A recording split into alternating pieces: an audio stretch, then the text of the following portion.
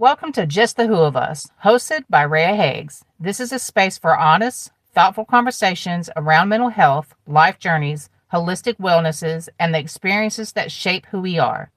Take a breath, settle in, and join Reah and today's guests as we explore the stories that connect us. Welcome back to Just the Who of Us. And today we have Gabor Hagues. Gabor is with us today to discuss a very cool app, a very interesting app that he has designed. And we spoke a while back, and it was kind of in the development stages. And I'm super excited to hear how things have come along so far and introduce this to my audience. So thank you for being here today. Thank you for having me. You're welcome. So let's just jump right in and tell us about, first of all, not quite the app itself yet, but tell me a little bit about you and your background and what led you to the development of this app. Yes, basically, I was born in Hungary in Central Europe. I grew up in the UK, lived in Canada, lived in the US, and lived in Spain. So, from this sort of brief introduction, you can see that I've lived in several countries in two continents. And because of that, I've actually personally experienced loneliness. And that was really the reason for doing the app, because I had to build or rebuild, I should say, my social network each time I moved around. I lived in California for most of the time in the US, but both northern part and southern part. So again, I had to start from scratch and basically realized, together with my co-founder Jolt, that this is an issue for Jolt, my co-founder, who started the app. And I joined because I believed in what he was trying to achieve based on my personal experience.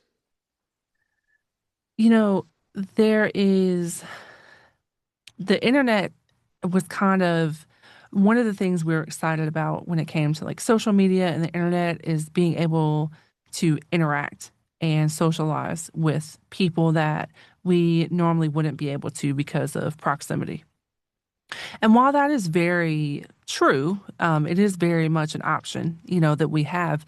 The internet and social media and social networks have really also contributed to a lot of loneliness in certain ways because we find a lot of people staying in on their phones, on their computers, on their iPads, on their tablets, and not often going out into the outside world. Um, I know specifically teenagers, you know, and as you as you know, teenagers can very often become consumed by um, technology and consume less by the outside world. Adults as well, and it creates this kind of loneliness in relation to physical interaction with other people. Um, there's a lot of reasons this can happen. Lifestyle change, retirement, medical issues. A lot of different reasons why people kind of stop going out into the world. And I think that this is it's a really great app because it kind of connects the two. It gives people access to social interaction that you can take off of your phone and not even in a dating way. you know, I think when we think of social interaction apps, a lot of times we think of dating sites, dating apps. But I find this in particular really, really, really interesting and really fun because you can actually make friends. You don't have to date to find people to go out into the outside world with. Yeah, it sounds to the paradox in some respects that the 21st century is the most connected society, hmm and yet the most alone society, or the Yeah. most disconnected society. So it's connected on a technology level, disconnected on a human level. And I don't think we ever had so much disconnection Yeah. in humanity's existence. Because when in the cave era, were living in caves, they lived in tribes. So, you can go back thousands of years, and people needed interaction, physical, real life interaction. Yep. And then the 20th, 21st century came along, and suddenly that stopped, especially after COVID. You're stuck in front of a screen practically all day, perhaps Right. doing Zoom meetings for your work, and then staying in front of the same screen and streaming some sort of entertainment. And that's your day. Right. Right. Absolutely. And a lot of people kind of stayed that way, you know, which brought nice opportunities, work from home for people. They may, it was a little bit more convenient, but then at the same time, like you said, that's just your day. Your day is just inside isolated. And while, you can get on social media and you can scroll around and maybe interact with people, it's not always the healthiest option for interaction, you know? And it's misleading because if you Right. look at social media, you think you have so many friends. Hmm. Then comes Friday night, and what do? You stay in front of the same screen you were staring throughout the week. Right. Yeah. Yeah. I went through my Facebook and kind of, I just decided I just want to see things a little bit differently. I want to make my social media a little bit more professional and less just kind of blah, just everything, you know. And I took off about 300 people. Some were family, so most of them I knew from like high school, or something. And I had two people reach out to me and was like, "Hey, why'd you get rid of me?" And I said, "Oh, well, I'll add you back. It's fine." But what I did was if I hadn't seen or talked to that person in the last 30 days, I just removed them from my Facebook.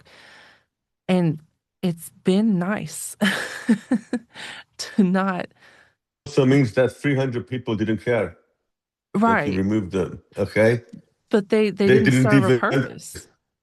yeah, they Yeah. didn't bother to hey ask you or whatever, which is Yeah. sad because they were not your friends to Right. start with, in my opinion, anyway. Right. Well, who really has 300 actual friends anyway? Exactly, yes. I think people have, I don't know, real friends somewhere between 5, 10, 10. If I Right. am wrong, then I am wrong. But I Right. will say a typical person. Right. And to me, friend means you keep in touch physically, if possible, if you're still in the same geographical area, Hmm. but at least talk to them in a meaningful way, Right. often, in a week. Right. Yeah, absolutely. I had to teach my kids at one point, growing up at different times, usually around like middle school. But I remember one of my daughters in middle school, she had this kind of argument with a friend. And she was like, "Mom, but like we were friends. Why is she acting like that?" And I said, "Well, you've got to understand that what the difference between a friend and an associate is. Because just because you know someone and children, naturally, if someone is nice and they're nice back, they're friends. And for little kids, it's okay, but once you start getting older, it's, people really, you deserve to have people in your life who have substance, who have a reason for being there. It doesn't mean don't ever talk to people, don't have friendly interactions with people, but it just means that everyone doesn't have to be our friend, and that's okay. Yes. And Facebook, I think, misleadingly creates the opposite impression Hmm. that you have so many friends. Hmm. You're more worried about the numbers than Right. the actual substance behind it. Right. Right. Yeah. Yeah. And also as a professional, it can be difficult too, because when we are trying to sell certain products or services, we almost kind of have to sell ourselves, right? We want people to like us because we want them to purchase our good or purchase our service. And I've had an issue with that, because I'm like, well, I don't want to promote myself. I don't want to live on social media for people to see my work. Um, And I think a lot of times we do that. We do that not just as professionals, but to gain connections. We live on social media to get connections, to get people to interact with us, to feel like we have connections with people. And I think, that's obviously very dangerous too, because sh- while I've become friends with people who were once strangers, as we do, um, but when you are looking for connections in unsafe or unhealthy places, you're going to find unsafe and unhealthy connections. Yes, it's interesting. The way you become friends on friending is you physically have to meet. Hmm. And we verify the physical meeting by your phone and the other person's phone making a Bluetooth connection. That is the only way you can be, you can't fake it. It's like sending a QR code that you can, take a picture of or scan through. You have Yeah. to, I mean, unless you figure out how to mimic a Bluetooth connection, in which case I think you deserve to be friends. Right. Otherwise you have to meet in person. Yeah, and that was So, another really cool thing too. Is the your verification process. So let's talk a little bit about that. Tell us about your the photo and ID verification process. yes, if we take, I don't know, Bumble or whatever, they have 40 plus million users. And there's no way that I can think of. If they're brighter than me, I apologize. But I do not see how you can verify people from one day to the next without losing what percentage Right. of users you have. And because their share stock value depends partially on the number of users, Mm-hmm. which reflects their revenue, of course. So it's not the users per se, it's more like their payment. Right. And if suddenly, even if you lose maybe 10%, that's going to be, I don't know, 4 or 5 years, and that's going to hit your shares. So you can't do that. Tinder, a month, or maybe two now, tried to introduce a sort of partial process of verifying people, and then Mm. you can read on the internet how people actually go around that. So basically, our advantage, which is also our disadvantage in some respects, is that we just started out in March. We launched the app in March, and everybody who joins us has to be verified. Now, Okay. you either want to do this or you don't want to do this. Obviously, it is your choice. But think of it that way, that if you do that, all other people in the community also did that. So, Right. so you're going to be in a verified environment. And basically from a, I don't know, 1 month, 6 week test period, we came to the conclusion that the biggest value of verification are to the young mothers or mothers to be. There's an app not that well known called Peanut. Peanut Mm. specifically deals with toddler moms, play dates, etc. And Okay. we've decided that because they are the ones who would value verification the most because they attend with toddlers or youngsters. Right. That's one of the groups that we're going after. But we're also trying, I don't know, curated events for dinner parties and stuff like that. So, but we basically realized that our verification is most useful to them. It is for everybody because you want to be in a safe environment, and so does Right. everybody else. Right. And it's interesting that we get about 50% of the people who start registering going through verification, and the other 50% just don't continue, just sort of leave. But Hmm. I'm hoping that will change as we get more people and our app funding will be better, as time goes by. Right. But even today, we get 50%, which I'm actually happy with, considering today's untrusting world, if that's Right. the right word to use. We are an unknown app. okay, we're not the ones doing the verification. It's done by persona, which that's all they do, verify people. Hmm. Nonetheless, I appreciate and thank all those who have verified and encourage people who haven't to do that. And it's also interesting that we, as I said, we don't just verify that you who you say you are, we verified that you have met, because our aim is to get you off the app, which is the crucial difference other than the verification. Right. I know it's a paradox perhaps that we're using technology.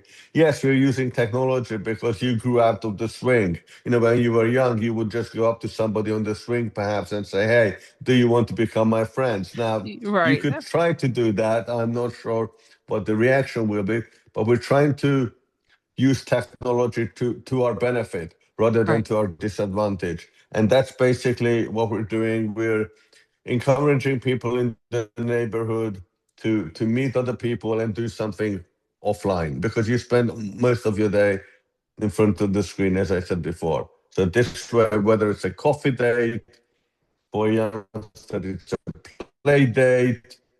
Um, so there's so many activities you can do with people, and we Mhm. encourage you to take advantage of that. There's a, So a a question that because it being so new, the question may arise. Well, how do I meet people if there's no one showing up in my area? And a really good way to do that is to share the app with other people. Obviously, um, is that a common kind of issue that you've seen come up or that people have mentioned having difficulty finding people around them with it being, I mean, only 2 months in, you know? yes, unfortunately, an app like this only really makes sense once you have reached a critical mass. And Mhm. reaching that critical mass is not easy. So Right. we do encourage everybody to share the app. In the new version coming out next week or the week after, we have what is called RU in card. That means are you into that activity? And in the Oh, new version coming up, you can actually share the RU in cards on your favorite social media network. nice. So Okay. that's also a very good way to sort of propagate, I guess, friending. Yes, it is. I'll be absolutely upfront. It is currently a problem, but don't be discouraged. Look at it as you're building a community. So rather Yeah. than disengaging from the app, try to engage more. You can always reach us at hello at friending.com. We're looking for ambassadors in a local area. So if you're inclined to do that, we do appreciate your help. Okay. At the moment, the app is free because we don't have enough users to ask people to pay for it. Right. But once we do have enough users, the amount we're asking is like $5 a month. Okay. Okay, the price of the coffee, and even that we feel guilty about. So what we're doing is we're talking to various retailers like coffee shops who would give you a 10% discount if you are a friending member. So after like, I don't know, 11 coffees a month, your actually membership generates you revenue because you saved like 50 cents or something. Yeah. So to us, it's a social mission, but obviously we have Right. expenses to pay, service, etc. Right. But it's dominantly a social mission. So we are structuring the business model in a way. Yes, we get like $5 a month once we have sufficient users, but even for that $5, we are working on ways to reward you for being a member. Right. We separately discussed a little bit of your background. And I think that it's interesting kind of how your background segued into this. Because it's a little bit different than what you were focusing on, but it's still relevant. Um, Tell us a little bit about your educational background and your previous focus. Yes, basically, I was educated in the UK at King's College in London. And basically, when I moved to Canada and then to the US, I was into video game development. But to put this in perspective, this was like 30 plus years ago. So no internet, no technology to speak of in this respect. So the only way to build up a video game company was to move to California, as Hmm. where at the time most video game development took place. Right. So I spent about 30 years in California building up a video game company. We've actually did Nintendo versions of, I don't know, Back to Raider, SpongeBob, Scooby-Doo, and various Disney princess titles. And then basically I felt that, okay, I want some sort of a change, and basically collaborated with Joel, the initial co-founder of Friending, because I believed in what he was trying to do. And not saying we're not doing any video games, but pretty much 99% focused on making sure that Friending is a success. In some respects, perhaps I am repenting my sins for doing video games and sort of locking people in front of the screen, because at that time it was mainly single player. It wasn't like today where you would play with a group. We were Right. talking, and so I'm trying to do something that will help society and give something back. And I really enjoy it. It's really fulfilling to do that. Yeah, I love that. I just thought that that was kind of an interesting short story to share how you got from one place to the other. So thank you for talking about that. Hmm. You're welcome. And don't misunderstand me. I enjoyed my years doing video game. I think it's a wonderful thing to be able to test games or do your games and creatively and otherwise. But I also enjoy this because now I can return something back to the society, which is a very fulfilling thing, as I said. Yeah, and have you ever thought about now that video games can be so much more interactive? Have you ever thought about getting back into that focus? No, because I get so much energy and so much pleasure out of doing that. I really enjoy. I enjoy the challenge of building a community. I Hmm. enjoy the challenge of talking to people, and it's a different perspective of a really fun thing to do. Yeah, We have a shop on the friending.com I site, did and see we that. sell coffee. And the reason behind coffee is that people would tentatively meet perhaps in a coffee shop when they Mm, first meet. And that is the logic behind coffee. And basically, sort of very nice designs, all friendly related. This one is best friends. All are like 20 coffees or so is something related to friendship. But that's not the fun part. The fun part is the QR code on the back. Because when you order coffee on friending.com, I can send a message. Let's say there's also a birthday version. So let's say I buy a birthday gift to somebody, and when I order it, I type in the message, I say, Happy birthday, so and so. And when they get the coffee, they need to download the app to read the QR code. So this is we're also using as a mm, marketing funnel. You don't need to register, but you need to download the app. So that's that's what so we're cool. trying to achieve. Other than great coffee and a fantastic gift, because you don't need a birthday card with it or any other message, because it's part of the packaging. And that's a very unique thing to do. And we're using that, as I said, as a marketing tool for the app. So I do encourage people to use that. There are tremendous choices there on our website, friending.com. And give somebody a surprise gift. Just say you're thinking about them, one of their friends. And it's also part of the cities, because that could be, this was like San Francisco, somebody where you want to make friends with, somebody where you live, somewhere where you're trying to go, perhaps. So it's different cities, different friends, and good coffee. And the QR code is really fun. That's really cool. I did notice that on the website. Um, so I'm glad you brought that up because it completely slipped my mind. So thank you for that. But that is really, if you go to friending.com, there's you guys' story, you have a blog. You've also been featured on other podcast episodes, and they can see that information there as well. Um, but that's it's really unique because not only you have this app, so you have a way of connecting people that way. But then to take it a step further and say, hey, you know what? You can also send someone a gift and then have this message.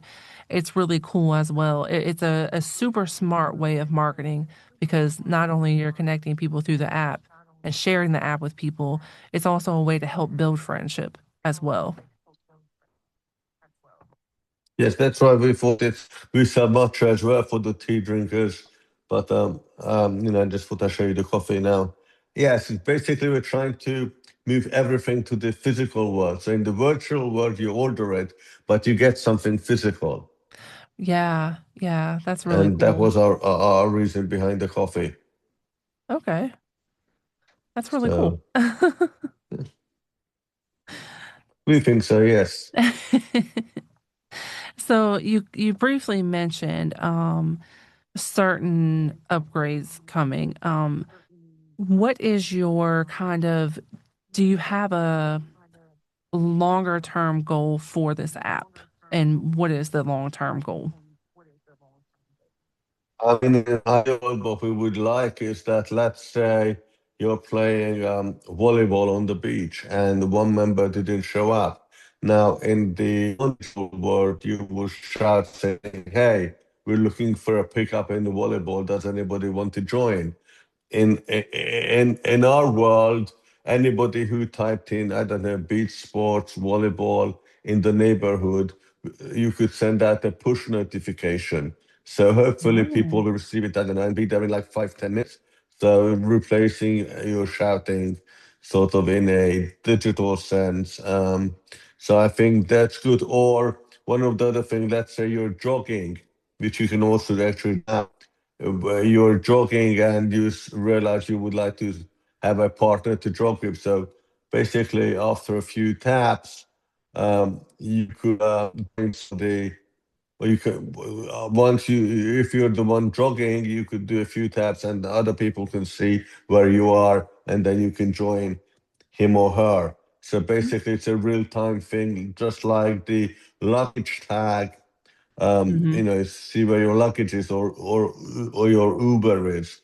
And basically you can see where that individual is. And if you're nearby and inclined to do jogging or whatever they're doing, Yeah, you, you can just join them. So that's the plan. That part actually works. The What's hindering that is the number of users. So I right. cannot emphasize enough that share it, please everybody know about it, because that will help us to build a community. Yeah. Is there so community connection outside of the app? Is there social media for the app or anything like that currently? We're on LinkedIn, and we're encouraging people that's done was to share their arguing cards in social media. Eventually, we'll get to the stage of actually building a Facebook site for friend or for but moment. But it is more important to finish the app Yeah. than to build the various social media sites. So that's coming as well in the next couple of months. Okay. Perfect. Yeah, I was just asking because I know, I didn't know if the encouragement was to kind of stay on in this one space or, branch out or use marketing in other places, if that makes sense. Yes, as I said, we are happy for anybody who could help us, either as an ambassadors or just sort of sharing it on their social media site that, hey guys, we're using this app. Why don't you try it out as well? Right. So we appreciate any help. It is not easy to try to gain a critical mass for an app like this. Right. Right. And I think the a lot of people have been kind of scarred by dating apps that when you find an app like this, it's kind of okay, well, is it safe? Is it like a dating app? And so on and so forth. And these questions kind of arise, making kind of a hesitation. Um, but it's really not. It's not to be used as a dating app. Um, It's not just just that there are no bots, and as a result of verification, there are no fake profiles. I mean, right, wish I could say I was an 18-year-old blonde, perhaps, but I wouldn't be able to pass verification with an right, 8-year-old blonde. And that's actually the problem with dating apps is that, yeah, let's say there is you're a guy and there is an 18-year-old blonde whose picture you like, you communicate, you get a response over a couple of weeks. And although you haven't met, you build up kind of mental picture of that individual based on your conversation. right, And then when you come up and say, hey, let's meet, you get ghosts mm, because that 18-year-old photo wasn't of an 18-year-old girl. yeah, And, yeah, it's the psychological impact of getting ghosted once you feel that you know somebody after a few weeks is bad. I mean, that right, is why people are fed up with dating apps and general social media app because you have no idea who you are really talking to. That is the difference in trending because you are verified. Yes, it is a hassle. Yes, it is a trust issue. But think of it that way, as I said at the beginning, you will only be meeting people who went through the same hurdle as you did. right, right. As an older teenager, I was on a dating app a long time ago, and I matched with somebody, and I met them in person, and their picture, it literally was about 20 years at the 20 years old. And so in the picture, they were close to my age, and in person, I met them, and they were much older. And I was kind of like, I mean, I was not smart at this time anyway, because I had them pick me up, which is the first rule of meeting someone on an app is you meet in a mutually safe space. But I was a teenager and I was stupid. So, you know, but it does happen a lot. And it's like, okay, it's not that like the looks or the physical appearance is the issue. It's well, you lied about your age by like 20 years. you know? It's So a we question start of off trust. dishonest. Yes. Yeah. That is why we suggested meeting in a coffee shop, even though everybody is verified. A Right. public place is always a safe bet, and that is how selling coffee came about, sort of thing. Yeah. Yeah. That's absolutely perfect. Yeah. And yes, safety is a paramount importance, and that is why we verify people. And basically, I challenge all other apps to do the same because Right. it is getting worse out there, and we're trying to do something unique, which makes me grow slower, but eventually I think people will appreciate what we're doing and I don't know, gravitate to us because we verify people. Very much so. Yeah. Yeah. Well, I appreciate you for coming on today and having this conversation. And I'm glad we finally got to, we finally got here. Yes. And Thank you for your time. yeah, I'm happy to hear the progress that's happened since we last spoke. And let everyone know where they can find you if they would like to have conversations with you or have you on their podcast, where they can find you. Yes. Hello at friending.com is the best way to send me an email. Our shop is on friending.com and the app can be downloaded via friending.com. It's iOS only at the moment. You can go to the App Store and type in friending and the app will come up. And we are really happy to hear from everybody. And unlike, I guess, most responses today, we actually respond as a human being and not as an AI agent. So we actually believe that a human response is deserved. If you're a human being sending us an email, the least we could do to be courteous and respond in a human way. Absolutely. Absolutely. Yeah. Well, Again, thank you for being here. And I look forward to having a future conversation to check back in to see how things are going next year or so. I appreciate it. Looking forward to that as well. And thank you for the listeners for listening. Thank you for spending this time with us on Just the Who of Us. We hope today's conversation offered reflection, comfort, or a moment of clarity. If this episode resonated with you, feel free to share it with someone who may need it. Until next time, take care of yourself and remember, you're not alone in the journey.